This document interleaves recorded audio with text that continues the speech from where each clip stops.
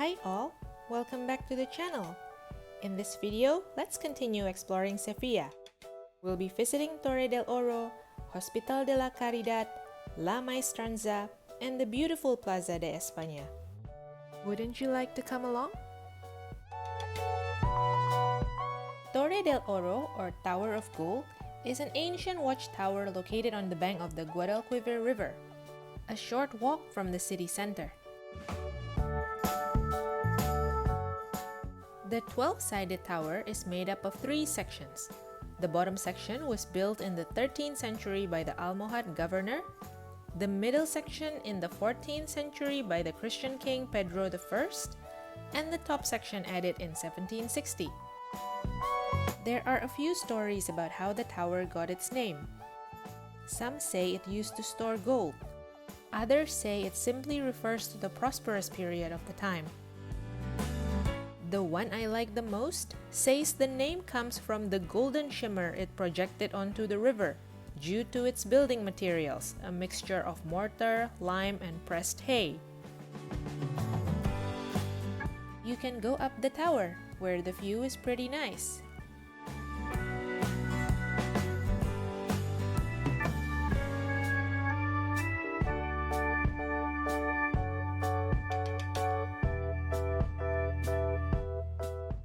Today, the tower also houses a maritime museum, telling the story of Spain's sea exploration in the Middle Ages to the present-day Spanish naval forces. It was here that I learned that Ferdinand Magellan, the explorer credited for the first voyage around the world, did not actually survive the journey. The only one ship out of 5 that made it back to Spain after 3 years of circling the globe had only a few crews left, and was led by Juan Sebastian Elcano, a name I didn't recall from my high school history books. A short walk from the tower brought us to the Hospital de la Caridad, or Hospital of Charity. The hospital was founded in the 17th century by Juan Miguel Mañara. The 17th century for Spain was when the splendor and decadence brought about by the New World gave way to death when the Black Death appeared in 1649 and wiped out half of the population. Spain entered a social and economic crisis and fell into depression. Following his wife's early death, Miguel Mañara, a man of noble birth, decided to dedicate his life to charity, using the hospital to help and treat the sick and needy, as well as provide burial to those executed or drowned. The most famous part of the hospital is the chapel, which was built by Mañara and clearly conveyed his message of charity through various artworks by Murillo, Valdés-Leal, and Roldan. These 2 pieces that flank the chapel's entrance, for examples, serve to remind us that death comes for us all, despite our worldly standings and possessions. Salvation for our souls can only be attained through acts of charity. Mañara himself was buried here. Visitors would step on his tombstone upon entering the chapel. But his legacy, the hospital, lives on. It now cares for the poor and elderly.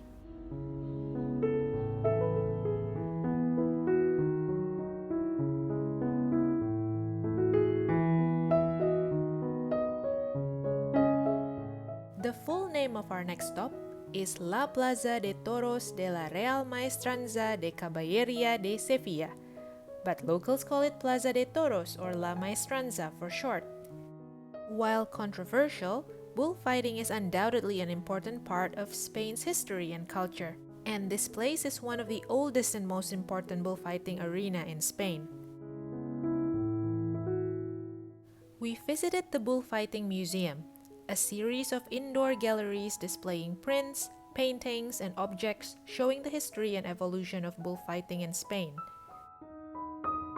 Did you know that bullfighting originated as a way to train knights to fight on horseback? Yes, what you're seeing are preserved heads of actual bulls who fought here. We also saw the stables, where the picador's horses are kept. A picador, if you're not familiar, is the person on horseback who jabs the bull with a spear or a lance to get it angry and riled up. And here's the bullfighters' chapel, where the matadors pray before entering the ring.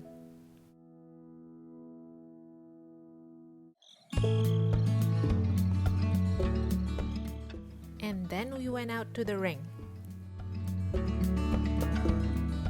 This oval arena was built in the 18th century, still holds bullfights today, and can accommodate up to 14,000 people. Apparently, despite its size, the acoustics allow you to hear everything wherever you're sitting. The bullfighting season in Spain starts at the end of March and ends in September. The most important event is the Feria de Abril, during which a bullfight takes place every day for almost 2 weeks in April, and tickets are often sold out.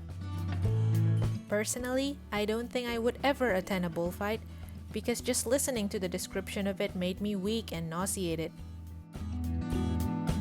We exited the ring through Puerta del Príncipe, the Prince's Gate. Above this gate is where the royals would sit. If a matador had a magnificent fight, he would be hoisted on people's shoulders and carried out through this gate.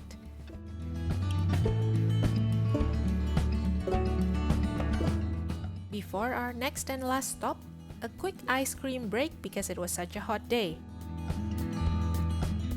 We also tried horchata, a refreshing summer drink made with tiger nuts. It was alright, with a slightly bitter aftertaste. Almost every big city in Spain has their Plaza de Espana, but the one in Sevilla is a stunning landmark. It's a huge half circle with a moat and 4 bridges representing the ancient kingdoms of Spain, and a fountain in the center.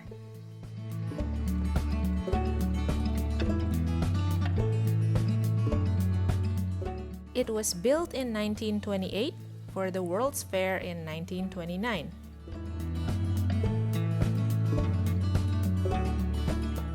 Facing the plaza, you'll find the statue of Aníbal González, the architect responsible for its design.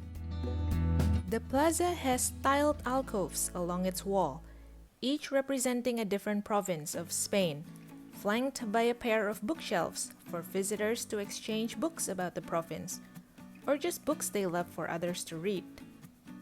You can often catch a flamenco performance on the plaza.